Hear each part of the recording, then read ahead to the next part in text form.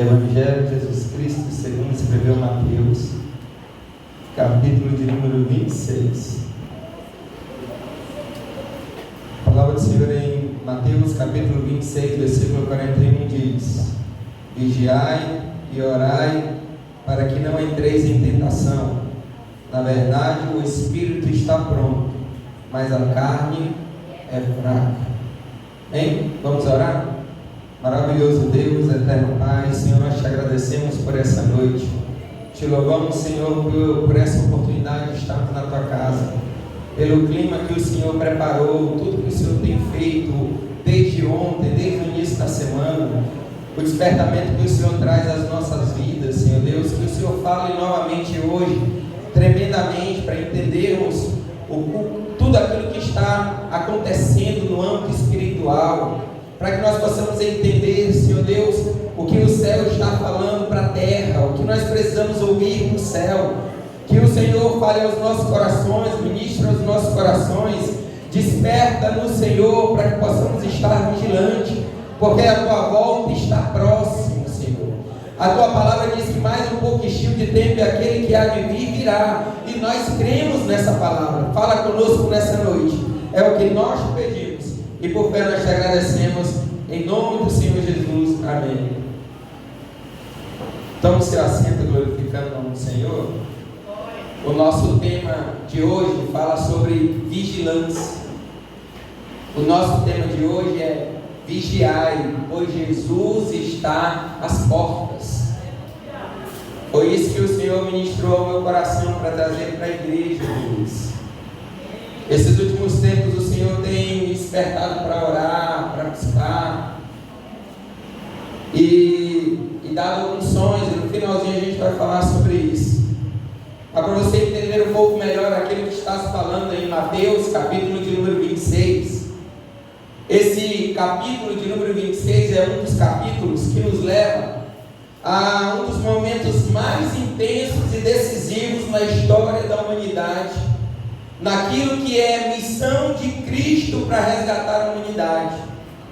Aqui nós não estamos diante de sermões que o Senhor Jesus está ministrando diante de público. Aqui nós não vemos o Senhor Jesus operando milagres visíveis para que aqueles que estão em volta pudessem ver e crer que Ele é o Filho de Deus. Em Mateus capítulo de número 26, nós estamos em um momento decisivo, em um momento escuro, em um momento de decisão, porque é a redenção da humanidade que vai se cumprir através daquilo que Jesus vai fazer por nós.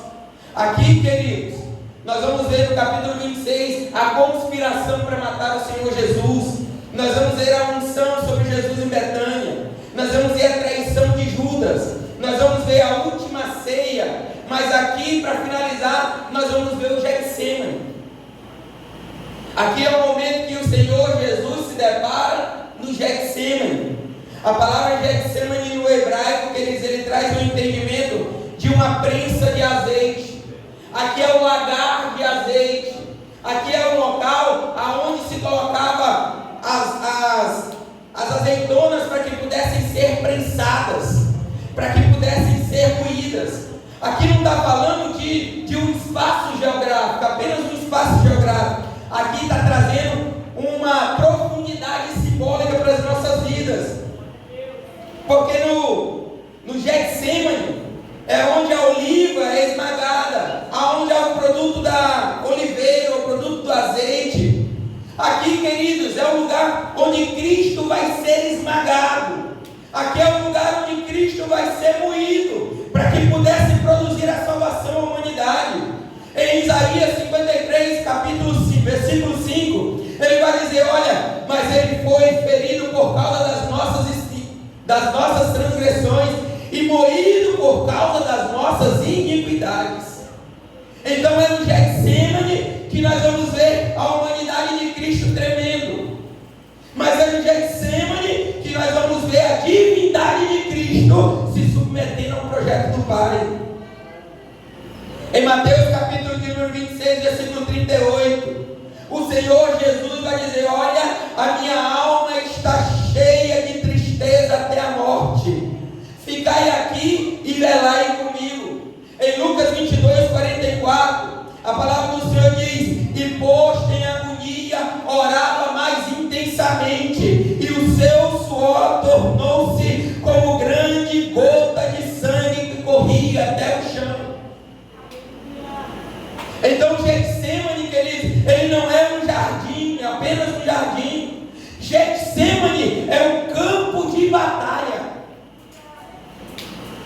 Aqui no Getsemane, nesses últimos momentos, Jesus ele não está enfrentando soldados. Jesus ele está enfrentando o peso do pecado da humanidade. Aqui não tem multidões, há somente lágrimas, agonia e tristeza. E é nesse cenário, é nessa situação que nós vamos encontrar o versículo-chave que nós lemos. É nesse meio a essa agonia, é em meio a uma luta espiritual, que nós vamos olhar e ver Jesus trazendo e nos lembrando de uma grande advertência. A grande advertência é: vigiai e orai.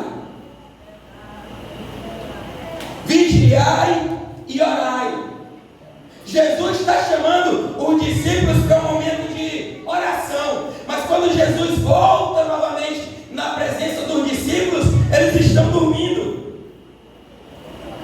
Olha a cena, Jesus está orando tão intensamente que junto com o suor de Jesus está tendo gotas de sangue e os discípulos vencidos pelo sono.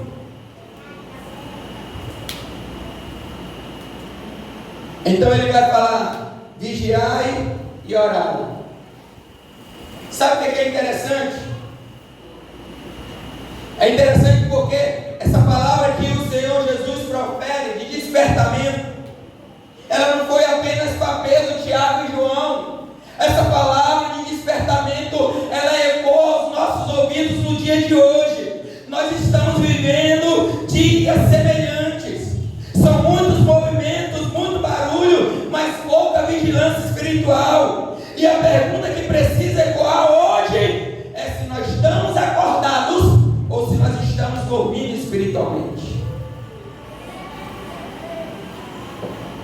É sobre isso que eu gostaria que você fixasse a sua mente e entendesse a mensagem dessa noite. E o Senhor colocou alguns pontos importantes no meu coração, e o primeiro desses pontos importantes é o perigo do sono espiritual. O perigo do sono espiritual. A palavra vigiar que o Senhor Jesus profere no grego, ele traz o entendimento de estar desperto, manter-se alerta, ou não cair no sono espiritual. Já o dormir, no contexto espiritual, é uma negligência, é uma falta de sensibilidade espiritual, é um distanciamento de Deus. Olha como é interessante que os discípulos, eles não estavam com um pecado escandaloso. Os discípulos não pecaram, não transgrediram, não decepcionaram o Senhor Jesus com nenhum ato que trouxesse tristeza ao coração do Senhor Jesus. Eles estavam apenas dormindo, e isso é um perigo. O que tem, pastor? Eles só estavam talvez cansados e estavam dormindo. Em Romanos 13, versículo 11, a palavra do Senhor diz: e isto digo, conhecendo o tempo, que já é hora de despertarmos do sono. Em Efésios 5,14, Paulo escrevendo diz: desperta tu que dormes, e levanta-te dentre os mortos, e Cristo te esclarecerá. O problema naquele tempo é o mesmo problema de hoje. Qual? O problema daquele tempo não é um pecado visível. O problema que os discípulos estavam apresentando diante do Senhor Jesus é o sono invisível. Era o sono espiritual. E esse sono espiritual nas Escrituras, ele não está relacionado só a um cansaço físico. O sono aqui espiritual, ele também traz o entendimento de uma sintonia de desconexão com Deus. Esse sono traz o entendimento também de um distanciamento da presença do Senhor. Em 1 Tessalonicenses 5,6 diz: não durmamos, pois, como os demais, mas vigiemos e sejamos sóbrios. Paulo aqui, quando ele usa o termo de dormir espiritualmente, ele está falando de uma realidade espiritual que é invisível. E esse sono espiritual, ele é perigoso. Por quê? Porque ele anestesia a nossa consciência. Ele é perigoso porque ele reduz o temor de Deus. É perigoso por quê? Porque ele enfraquece a vigilância contra o pecado. Matthew Henry, ele vai dizer assim, ó: os que deixam de vigiar logo se tornam presas da tentação. A negligência espiritual, presta atenção, ela abre portas que o inimigo não conseguiria arrombar.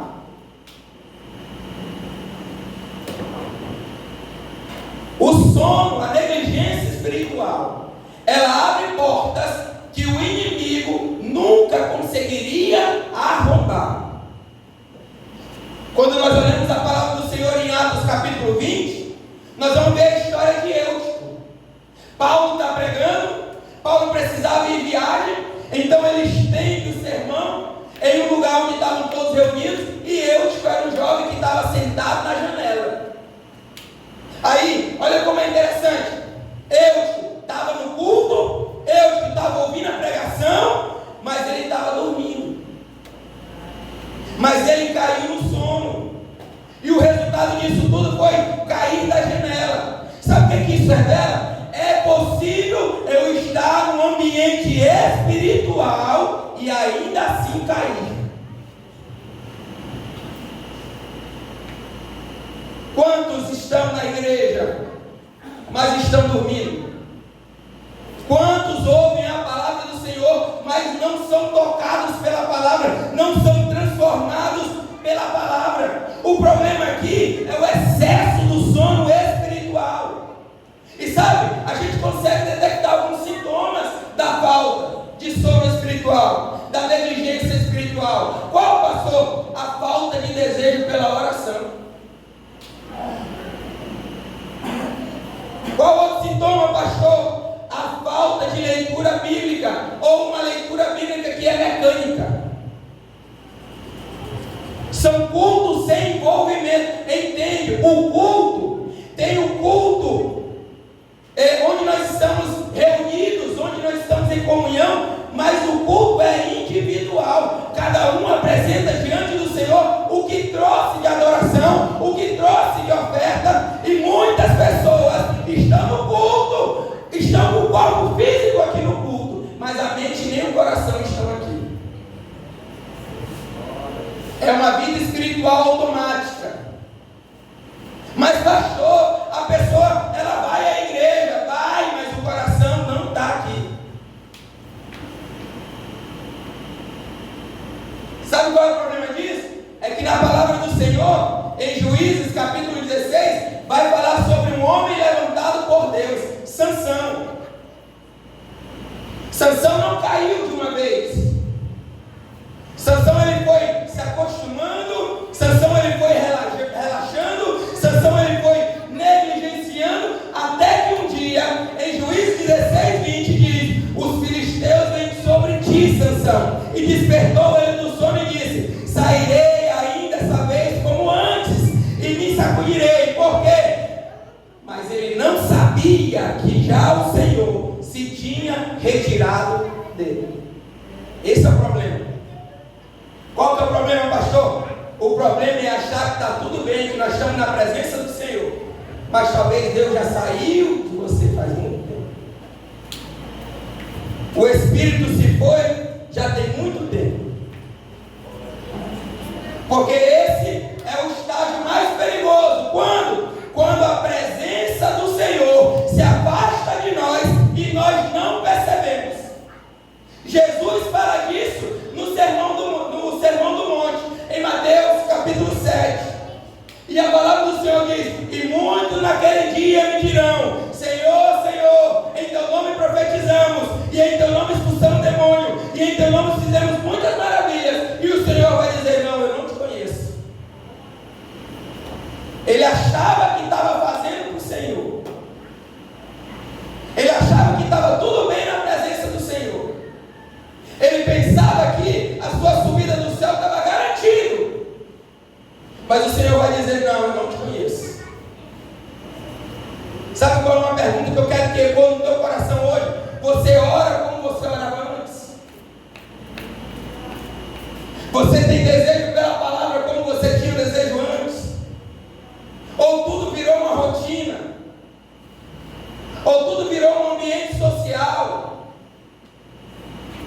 Ou tudo virou um momento de ir lá ver o irmão, de ir lá e estar com o irmão.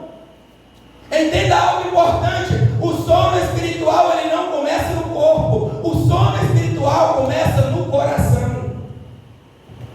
O segundo ponto importante: a distração com as coisas do mundo. Vivemos em uma geração, queridos, que não abandonou Deus explicitamente, mas foi substituindo Deus silenciosamente.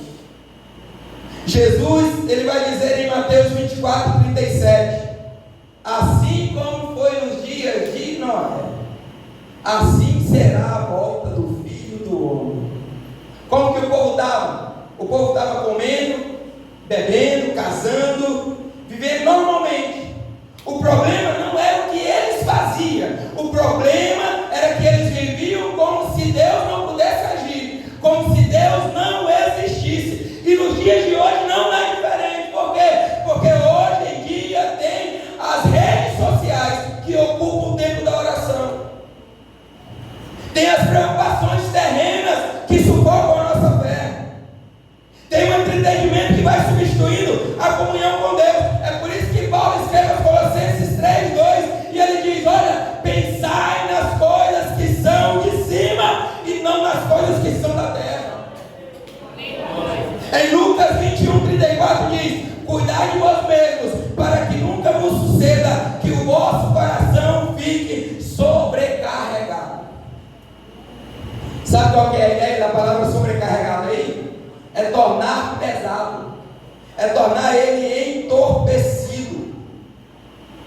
Por quê? Porque um coração que está pesado, um coração que está entorpecido, ele não consegue discernir o tempo de Deus, ele não consegue ouvir a voz do Espírito, ele não consegue perseverar na vigilância. A distração, querido, ela não é inocente, a distração, ela é uma estratégia. Porque John Stott ele diz: a maior ameaça na igreja não é a perseguição, a maior ameaça é a conformidade com o mundo.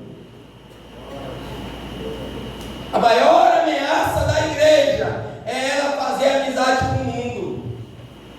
Olha para a história, olha em 2 Timóteo 4:10, Paulo vai citar o nome de Demas, e quando ele vai dizer, olha, Demas me abandonou, amando o presente século.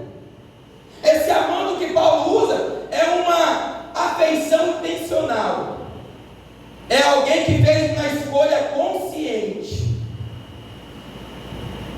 Demas ele não caiu de repente, ele foi sendo seduzido lentamente, ele foi sendo seduzido aos poucos. E eu já ministrei aqui a primeira carta de João 2,15, e a palavra do Senhor diz: não ameis o mundo, nem o que no mundo há. Esse mundo não é o planeta Terra, é o cosmos. Esse mundo é um sistema organizado que leva o ser humano para longe de Deus, que distancia o homem do céu. Olha a história em Lucas capítulo 10, Marta e Maria. Você conhece essa história? Está lá, Marta está ocupada, Maria está aos pés do Senhor Jesus. Sabe o que é interessante? É que Marta ela não estava errada. O Senhor Jesus não condena Marta, porque ela está fazendo seus afazeres. Ele se preocupa com Marta porque ela estava ela estava distraída. O mestre estava na casa e ela estava preocupada com outras coisas. Era a prioridade de Marta que estava errada, mas ela estava fazendo aquilo que era o correto a se fazer: receber alguém em casa. O que tem ocupado a sua mente nesses últimos dias? O que tem ocupado o seu coração? O que tem consumido o seu tempo? Porque muitos não negaram a fé, só perdeu o foco, só estão distraídos com outras coisas. Deixa eu falar uma verdade. Vira para o seu irmão e fala essa verdade. Fala assim, ó: o inimigo. Não, fala mais alto para eu ouvir. O inimigo não precisa te tirar da igreja, ele só precisa precisa tirar o teu foco. Para ele é melhor você estar aqui com o foco errado do que você estar lá fora. Para ele é melhor você estar aqui dentro, fingindo que é aquilo que não é, fingindo que tem presença e não tem presença, do que você está lá fora. Porque se você estiver lá fora, o pastor vai atrás de você, tem alguém que vai levar a palavra, tem alguém que vai pregar, e aqui dentro? Charles Spurgeon, ele diz: o mundo não precisa destruir o cristão, basta distraí-lo. Porque muitos estão vivendo hoje em uma fé sem profundidade, foi falado ontem. Tem gente que está com a água no tornozelo e está achando que está tudo bom. Tem gente que está vivendo a sua fé sem intensidade, sem a presença do Senhor. Outro ponto importante que o Senhor colocou no meu coração: a ilusão de que Jesus demora. A ilusão de que Jesus não volta mais. Porque muitos estão vivendo como se Jesus não fosse mais voltar. A segunda carta de Pedro, capítulo 3, versículo 4, diz assim: onde está a promessa da sua vinda? Mas Jesus, em Mateus 24, 42, ele alerta: vigiai, pois, porque não sabeis a hora que há de vir o vosso Senhor. Estejam vigilantes. Aí nós olhamos em Mateus 25, a parábola das 10 virgens. Está lá, irmãos. Está todo mundo no mesmo culto. Está todo mundo na mesma casa. São 10 virgens. São 10 damas de honra que está voltando o noivo, aguardando o noivo chegar para que a festa pudesse começar. Todas elas estão vestidas do mesmo jeito. Todas elas talvez estão usando a mesma saia longa. Talvez estão usando a mesma blusa que tampa o braço todo. Se fosse 10 virgens, homens, talvez estaria lá tudo de gravata e terno. Tudo do mesmo jeito. Tudo do mesmo padrão. Só que quando gritaram, aí vem o noivo, é que se descobriu quem era que estava preparado e quem não estava. Porque o problema aqui não é dormir. O problema aqui é você dormir sem estar preparado. Então a palavra-chave nas 10 virgens é preparação.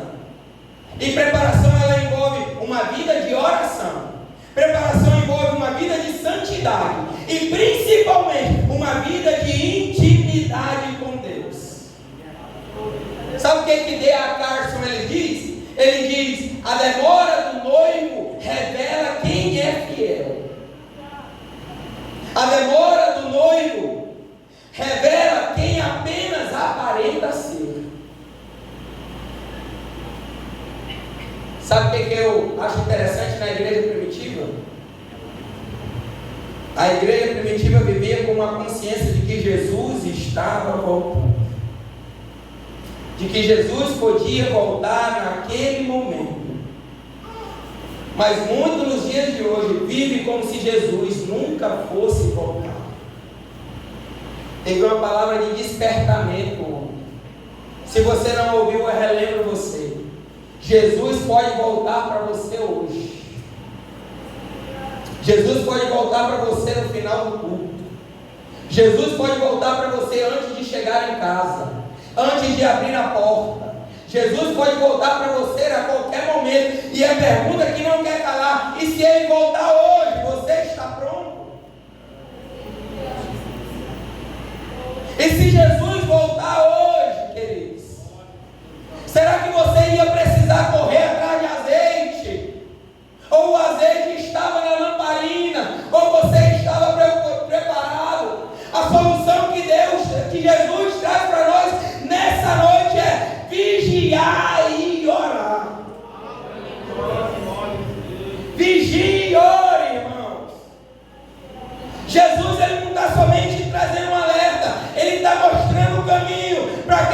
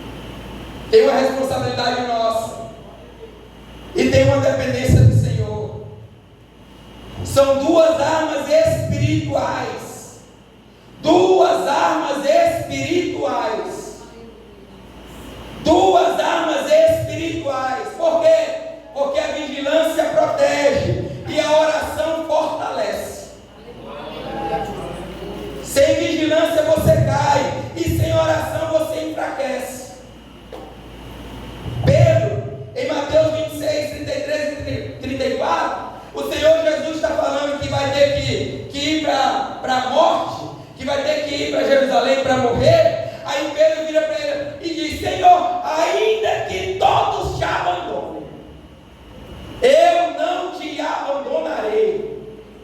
Sabe qual é a resposta de Jesus para ele? Jesus vai dizer: olha, Pedro, eu te asseguro que ainda essa noite, antes que o galo cante 10 vezes, você vai me negar. Aí Pedro não vigiou, Pedro não orou, e o resultado dele foi negar a Jesus 3 vezes, porque quem vigia não cai na tentação.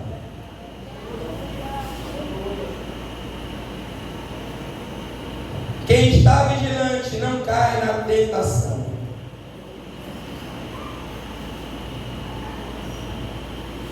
Você tem uma vida de oração constante? Porque Paulo escrevendo aos Tessalonicenses, ele vai dizer: vigiai sempre, orai sem cessar, orai a todo instante, orai insistentemente, porque o crente que não ora, ele dorme, e o crente que dorme, ele cai. O problema aqui, queridos, é que muitos só oram quando estão caindo. Só ora quando já foi jogado na cova com os leões. Mas a ideia é que nós devemos orar para não cair. Agostinho de Hipona, ele diz: a oração é um lugar aonde a fraqueza humana encontra força divina.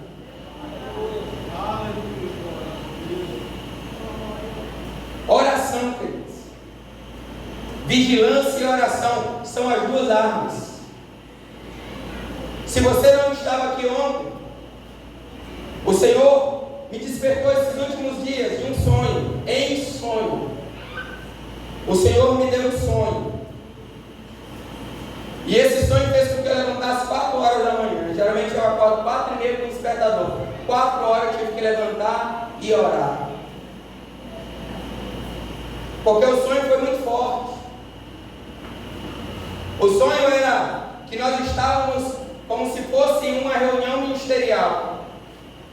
A mesa que ficava lá em cima ficava embaixo, assim, ó.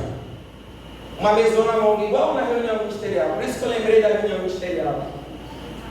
E aí nós estávamos lá e entravam alguns homens vestidos de preto. A gente sentia que ali não vinha algo de Deus, aqueles homens entrando. E esses homens chegavam nos homens que estavam à frente na liderança, falavam alguma coisa para eles que eu não ouvia. E depois eles falavam assim, um deles falava assim: para você saber que nós não estamos brincando. Aí ele pegou uma criança que estava no culto, na reunião ministerial, colocou em cima da mesa a criança. E ele pegou um serrote. Eu entendi que ele ia serrar uma perna e um braço dessa criança para mostrar que ele não estava brincando. E quando eu vi a cena, eu não consegui ficar parado. Eu fui lá e puxei a criança e falei: não, você não vai fazer isso não. E saí andando com a criança na mão, peguei outra criança na outra mão e saí. E algumas pessoas começaram a sair. E quando eu estava lá fora, que estava virando, que eu olhei para o lado, tinha um carro parado do outro lado da rua.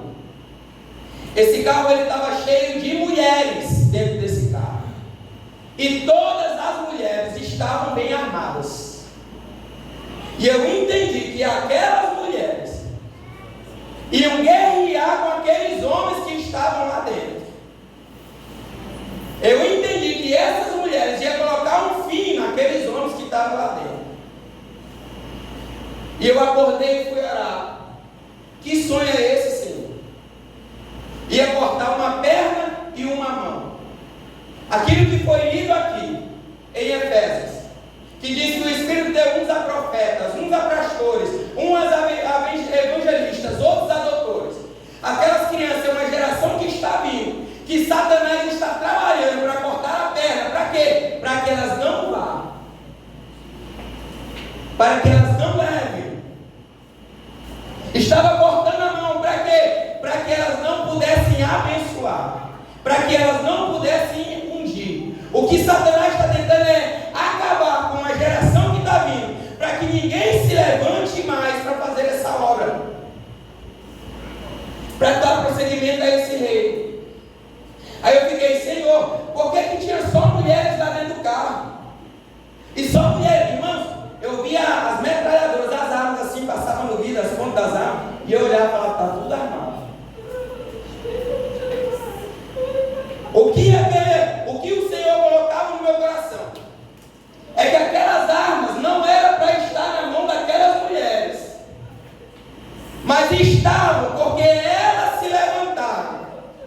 Aquelas armas eram para estar na mão dos homens que estavam lá dentro. E quando foi serrar a perna de uma criança, ninguém falou nada, todo mundo ficou imóvel, todo mundo ficou calado.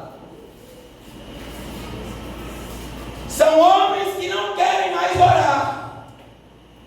São homens que cansaram de servir ao Senhor. São homens que estão cansados de fazer a obra do Senhor. E Deus levanta, porque Deus tem os seus. Enquanto homens não estão se armando para a guerra, Deus está levantando mulheres que estão armadas. Cadê as mulheres que estão preparadas para a guerra?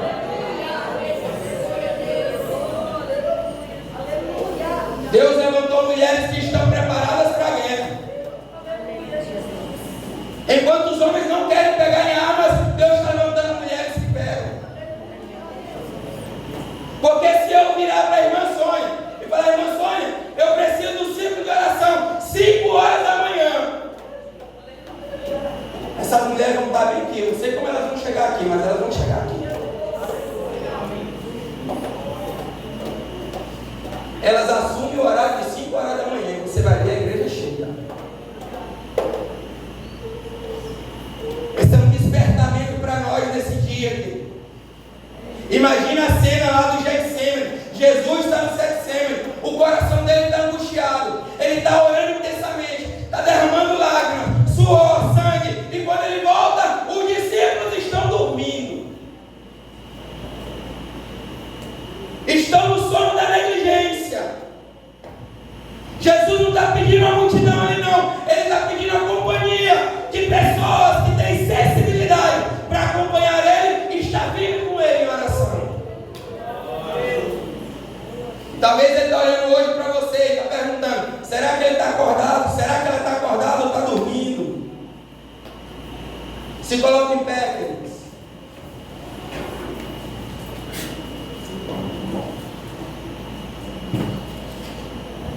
O Senhor me trouxe aqui para fazer um apelo a você que veio essa noite. Não foi para quem faltou não, é para você que veio essa noite. O apelo está em Efésios 5,14. Desperta tu que dormes.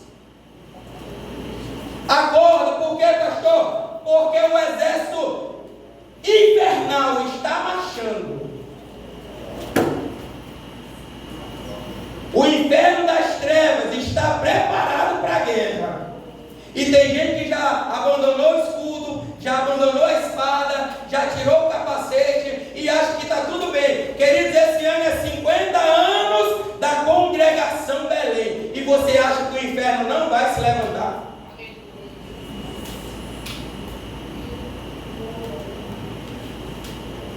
O Senhor colocou no meu coração que Ele está entregando esse bairro para a congregação Belém. Mas pastor, o senhor deixou de lado o projeto que ama cuida. Deixei, porque eu preciso primeiro cuidar e tratar da tua família, para que tu tenha estrutura para cuidar das outras.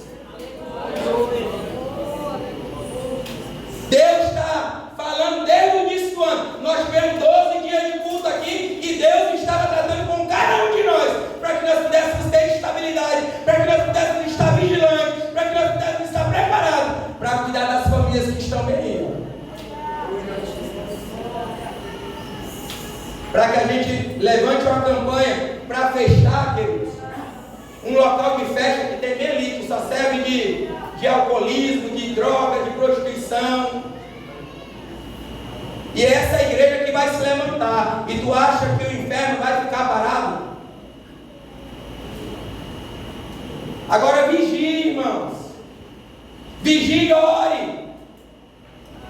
Por quê? Porque se você está abrindo portas, o inimigo vai entrar. Não importa se é criança, não importa se é jovem ou se é adulto. Aqui tem um horário, tem dos jovens horário, não tem, Dani? Tem o horário dos jovens. Você, jovem, está vindo para a oração? Pois ore, querido. Que ele não deixe de lado nenhuma classe social, nem se é bonito, se é feio, se é alto, se é baixo. O que ele veio foi para matar, roubar e destruir. Eu convido você aqui à frente.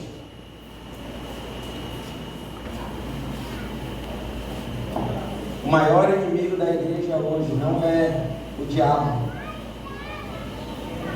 O maior inimigo da igreja hoje é o sono espiritual. É a gente achar que está tudo bem e na verdade não está. É a gente se acomodar com a nossa rotina e achar que está tudo tranquilo, porque eu fui lá, porque eu ofertei, porque eu dizimei, mas na verdade não é assim. Eu queria fazer um pedido para você, para que você tome a decisão. Qual, pastor? Volte a orar como você orava antes.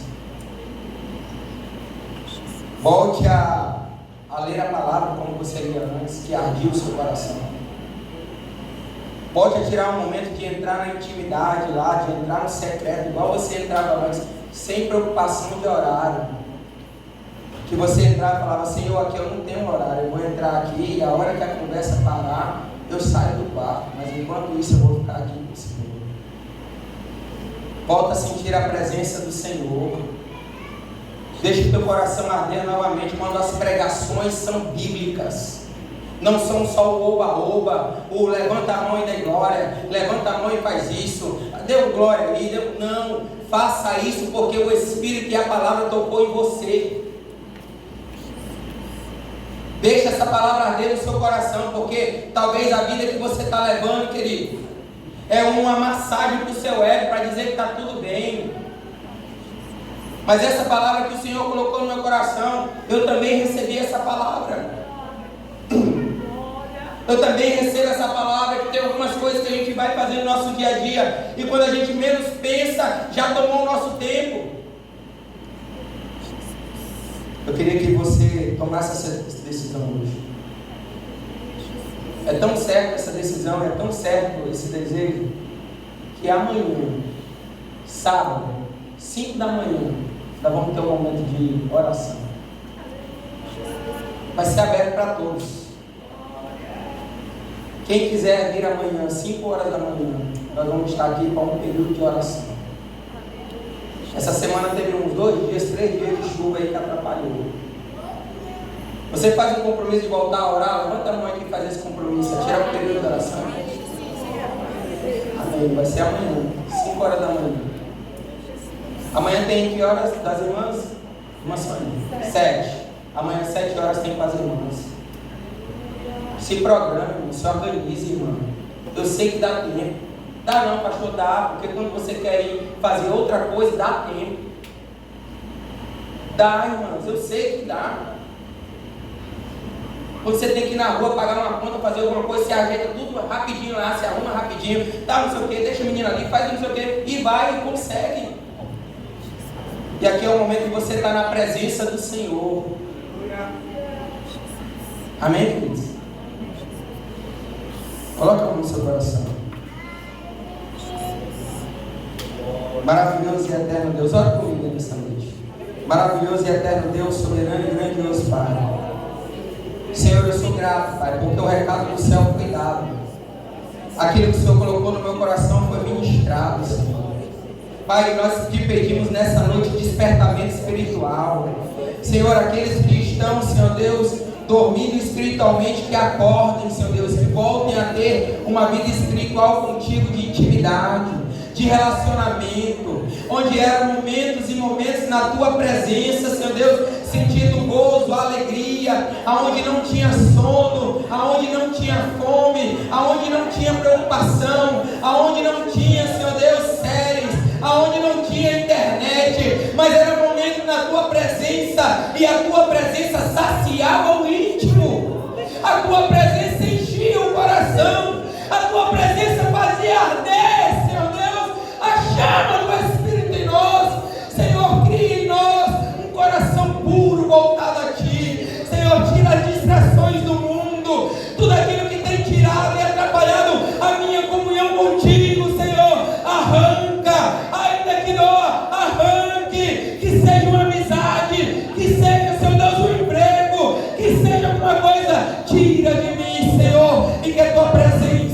me conduza por aquilo que o Senhor deseja. Revela mais uma vez em mim as tuas promessas, revela mais uma vez em mim o teu projeto, a tua unção, a tua presença. De quando eu louvava, Senhor, e as pessoas adoravam ao Senhor, de quando eu louvava e as pessoas sentiam a presença, de quando eu lia a tua Bíblia e ministrava e vidas se rendiam ao Senhor. Pai, cria em nós o desejo, a coragem de levar a tua palavra, de falar do teu grande amor. Pai, é essa igreja que o Senhor escolheu para esse tempo, é essa igreja que o Senhor está levantando.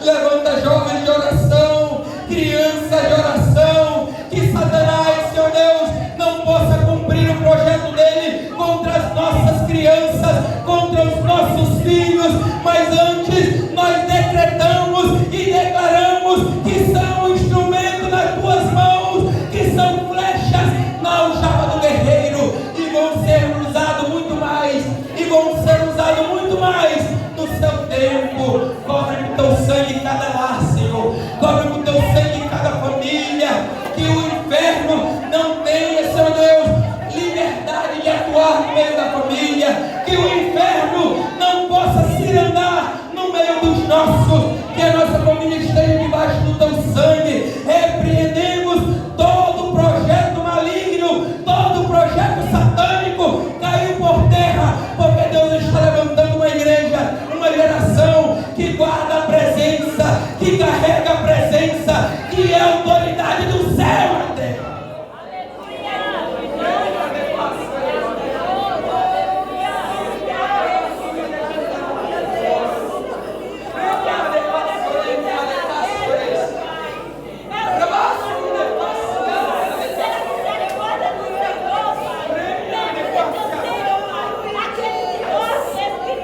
O Senhor está derramando autoridade sobre a tua vida.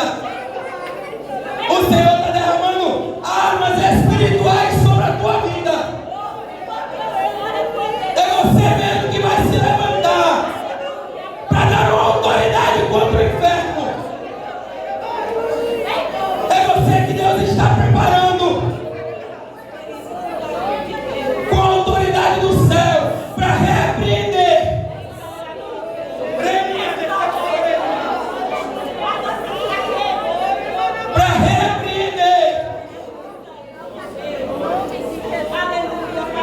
Para colocar um ponto final.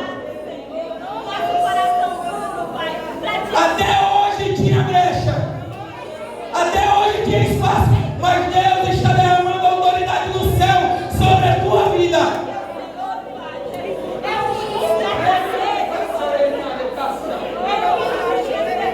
Armas espirituais estão entregues nas tuas mãos. Nas tuas mãos. Nas tuas mãos. Nas tuas mãos. Senhor, é o que nós te pedimos. E por fé nós te agradecemos em